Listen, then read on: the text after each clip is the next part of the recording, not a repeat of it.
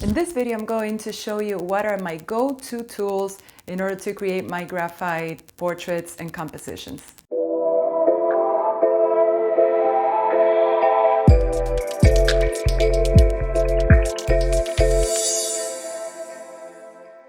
And welcome to my channel. My name is Julieta. I am a portrait artist and welcome.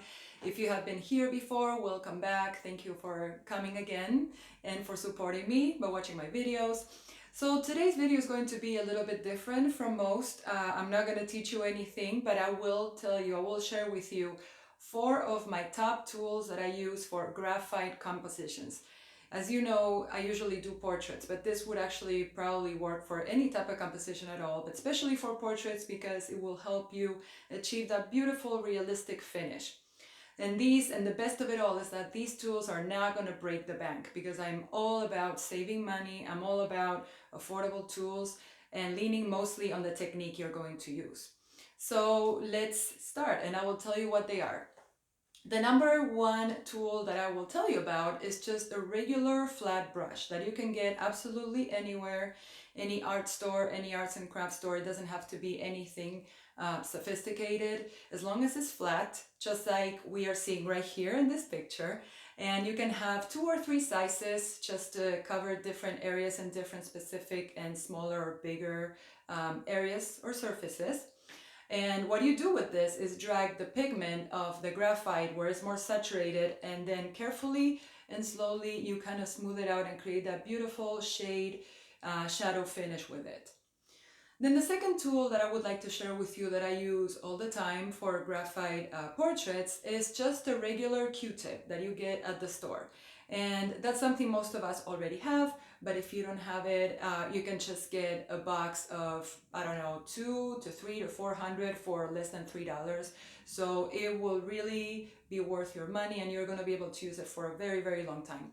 So what does the Q-tip do? The Q-tip, what it does is something similar to the brush, but for smaller areas, more specific areas that you want to have more control over, such as, I don't know, eyelids, shading on the lips before you actually apply a little bit of highlight, that type of stuff. Then the next tool that I will share with you that has changed my life as far as like doing portraits and took it to the next level is probably the one that is more on the higher end as far as price goes, but it's completely worth it, which is called the Mano Zero Eraser by Tombow. That's the brand that I know. This is not the one that is battery operated. This is just a manual one. And let me tell you, it was really a before and after with my portraits, because this micro eraser will allow you to create highlights in small places that you could not do it with a regular eraser at all. Like for example, if we're doing a portrait with we want to do some highlight on the waterline of the eye, or we want to do, you know, like with lip gloss like I'm wearing right now, for example, you want something, you know, create that kind of shadow, I mean that kind of light highlight. That's what you can do with this eraser. So it's a wonderful and valuable tool, and I would really recommend that you invest on it. You can just find it on Amazon. I really don't think it's that expensive, or any art store. And then the last one I would like to share of the 4 top essential tools that I use would be a kneaded eraser. So kneaded erasers are really cool, and they come in packs. You can get them individually, or they come in packs of like 2, 4, 6, up to 8, I believe. And the great thing about them is that you can customize them the way you want to, which means they're like Play-Doh. You know, you can stretch them, and then you can make your tip as fine or as wide as you want in order to create. Also draw with it, not just erase, but to create any kind of curvature without having to rely on a regular rectangular eraser. So this one is really, really good for that purpose, and it will give you a lot more liberty and freedom as far as how you want your composition to go. So these are the main 4 tools that I use. I mean, I can probably do another video. Oh, and one more. Let me do a 5th one. These are stumps or tortillions.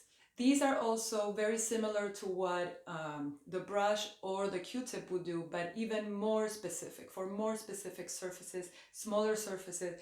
And it's a great tool, and it's super, super affordable as well. And like I said, you can also find it on Amazon as well as art supply stores. And it's also a wonderful tool that from the moment I started using it, I knew I was going to stick to it. So if you have any questions or any comments about the tools that I have just described, please let me know. I would be happy to answer any you have right here in the comments. And also, before I go, I just wanted to tell you that I have a free tutorial on how to draw a realistic looking portrait on my website. You have the description down here. And yeah, check it out because it's completely free. And I'm also working on a course for absolute beginners on how to draw a realistic looking portrait, and that is going to launch very soon. So I'm very excited about that. So make sure you join the waiting list. You also have the link down below. So thank you so much for watching this video today. I hope you found it useful, and I can't wait to see your creations. I have a Facebook group that you can join, and I would love to hear from you and see what you're doing, and so we can support each other. So thank you again, guys. I hope you have a wonderful rest of your day, and I will see you in my next video.